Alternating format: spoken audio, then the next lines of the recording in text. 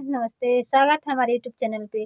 आप लोगों के बीच एक नाच गीत लेकर आई हूँ, आप लोग इसको पूरा देखना। 454 की साड़ी बलम दहिया होई गए भारी। 454 की साड़ी बलम दहिया होई गए भारी। हमरे ससुर जी के ऊंची हवेली, हमरे ससुर जी ऊंची हवेली। चढ़ते के फाटी गए किनारी, बलम दहिया होई गए भारी। 454 के साड़ी बलम दहिया होई गए भारी।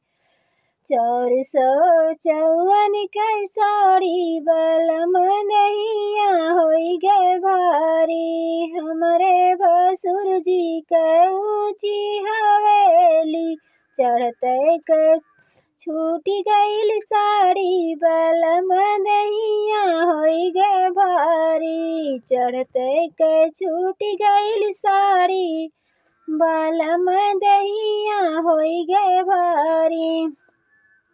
454 के साड़ी बलम दहिया होई गए भारी। हमरे देवर जी के ऊंची हवेली, हमरे देवर जी के ऊंची हवेली। उठी गईल गुटा के साड़ी बलम दहिया होई गए भारी। 454 के साड़ी बलम दहिया होई गए भारी। हमरे बालम जी के ऊंची हवेली, हमरे साजन जी के ऊंची हवेली। चढ़ते के गिरी गईली साड़ी बलम दहिया होई गए भारी। अचरा के गिरी गईली साड़ी बलम दहिया होई गए भारी।